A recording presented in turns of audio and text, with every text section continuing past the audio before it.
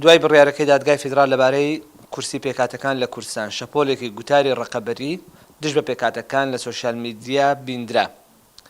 ئەمەش ئەو شانازیەی پێکەوە ژیانی ئاینی لە کوردستان خسە ژێر پرسیارەوە. ڕای ئێوە لەسەر ئەم شەپۆلە چییە؟ بەڵێ بێگومان زۆر جار ئێمە لە سۆشیال میدیا یان لە ماس میدیا دەبینین شەپۆلێکی ناڕزایی یاخود بە ئەنقەست ئاراستەکرا و دژ بە هەندێک بابەتی سمبلیزم یان هەندێک بابەتی ئاینی یان هەندێک مەرجەعیات یان هەندێک لێدوان بەڕاستی لێرە و لەوێ گوێبیست دەبین یان دەیبینین.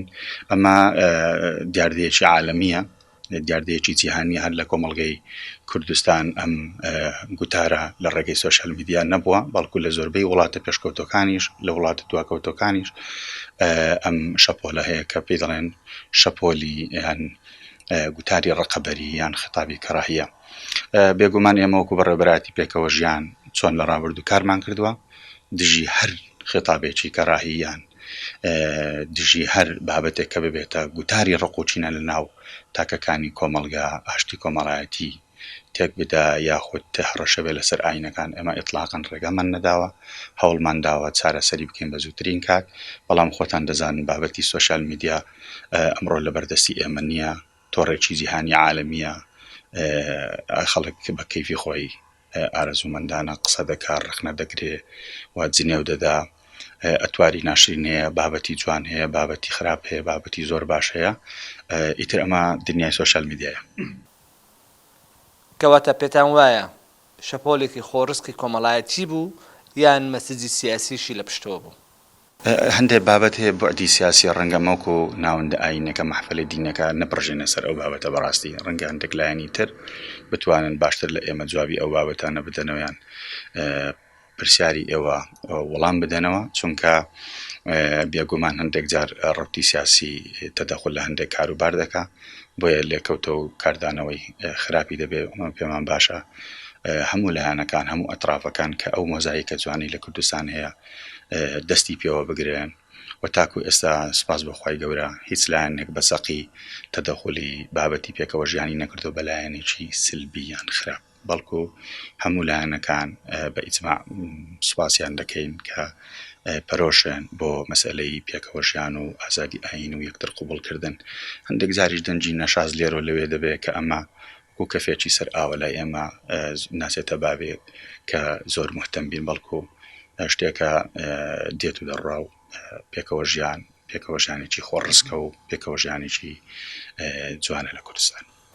وەکەوەی دەیبینین پرسی پێکەوە ژیان لە ناوچەکەدا لە بەردەم ئاڵنگاری و هەڕەشەدایە.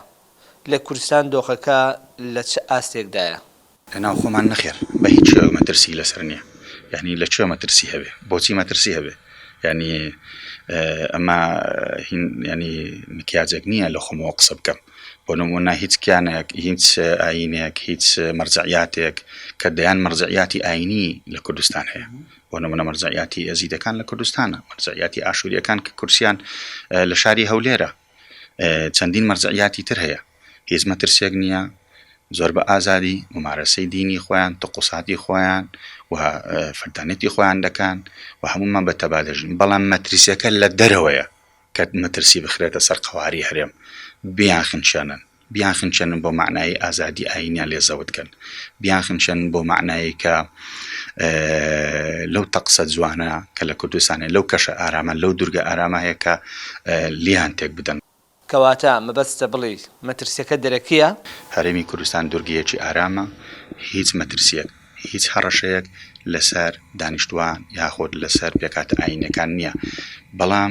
بەڵام ڕەنگە بەیانی دوو بەیانی ئەگەر ئەو بڕیارانەی کە موسساتی بەحیساب موسساتی یاسایی ئەوانی قەواعیدی قانونین و پێی دەستور کە زۆر جار ئەمە دەڵێن نابێ دادگای باڵای فیدرالی بێتە بەدیل بۆ تەشریعات یان بۆ پەرلەمان، بەڵکو دەبێت دەوری خۆی ببینێ بۆ معنایی کە لە هەرێمی کوردستان چۆن ڕۆژێ لە ڕۆژان ئەو مۆزاییکە جوانە ئیدامی پێ بدرێ و پێکاتەکان بە تەبایی بە جانێکی لێبوردەیی بەو دەستە گوڵە جوانە کە بووینە بۆقعەیەک لە ڕۆژهەڵاتی ناوەڕاست، یعنی خێزانێکی جوانین، خێزانێک کە هەموو ڕەنگەکان مەترسیەکان لەسەر ئەوەی ئەگەر بەردەوام بێ بەرەو ئاراستەیەکی تاکجەمسەری و سنترال دەڕوە، ینی ئەمە دووپاتی دەکەمەوە دادگای باڵای فیدرالی ئەگەر لەسەر ئەم ناجە بەردەوام بێ بەداخوا ینی بەرەو ئاراستەی سنترالیان مرکزیت دەڕوە. ئەمە قسەی من نییە، قسەی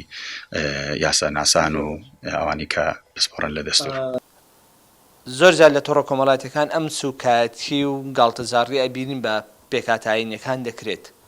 ئێوە وەکو بەڕێوەبەرایەتیەک کە چەتری پێکەوە ژیانن لە وەزارەتی ئەوقاف، بیرتان لەوە کردوێتەوە سکاڵا تۆمار بکەن لە دژی ئەو ناوەند و ئەو کەسایەتیانە؟ هەڵبەت من بە شانازیەوە باز دەکەم، ینی لە ساڵانی ڕابردوو هیچ کەیسێک خوا نەخواستە پێکدادانێک لە نێوان ئاینەکان ڕووی نەداوە. دەتوانن ئێوە بە دوواداچوون بکەن، بنکۆڵکاری بکەن لە ڕێگەی دادگاکان، لە ڕێگای بنکەکانی پۆلیس. بەڵام یەک دوو حاڵەت مەسەلەن ئێمە سکاڵامان تۆمار کردو بۆ بەرژەوەندی گشتی بووە، نەمانویستووە هیچ خوا نەخواستە شعور بریندارکردنێک لەلایەن چەند کەسێک. ئەمەش حاڵەتێکی نەشازە زۆر طبیعیە لای ئێمەوە من ڕێکاری یاسایی. ئەمە ناکاتە خوا نەخواستە هۆکاری ئەوەی کە بڵێن ئەمە مەترسی هەیە لەسەر پیاکەوە ژیان، مەترسی هەیە لەسەر ئاینەکان. بەڕاستی زۆر جار ئێمە لە سۆشال میدیا بابەتێکێ زەق دەکرێتەوە، گەورە دەکرێت و فی پێدا دەکرێت و ئەو کاونتانی کە فیکن بەڕاستی نەجەنابێت و نە ئێمەمانانی زۆر خۆمان پێ سەرقاڵ ناکەین.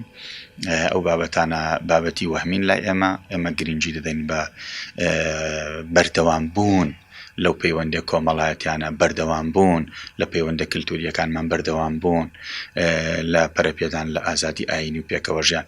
بۆیە ئێمە ئەگەر لە ئایندەدا خوا نەخواستە هەر حاڵەتێک ڕوویدا یان ڕوو بدە لەسەر ئاینەکان پێشەلکاریەک بێ، ئێمە دەم و دەست دێنە سەرخەت، لەبەرەوە ئێمە بەرپرسین لە هەموو پرسە ئاینەکان لە هەرێمی کوردستان.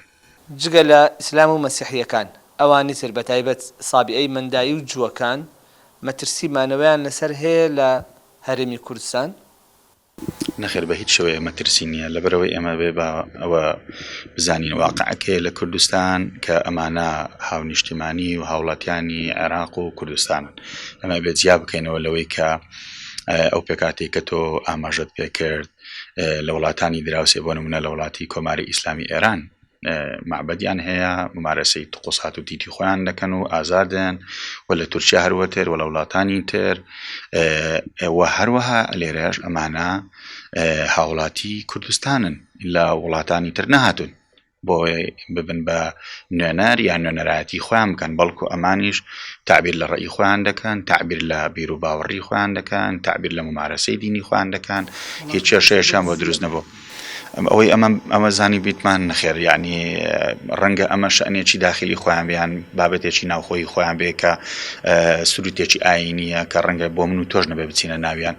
زۆر جار ئەوان بە ئێمە دەڵم پێمان خۆش نییە لە سروتە ئاینەکان هیچ کەسێک پشکدار بێ، بەشداریمان بکە، لەبەرەوە ئەمە تەقسێکی ئیلاهیمان هەیە و لەگەڵ باری تەعالا ممارەسەی دینی خۆمان دەکەین.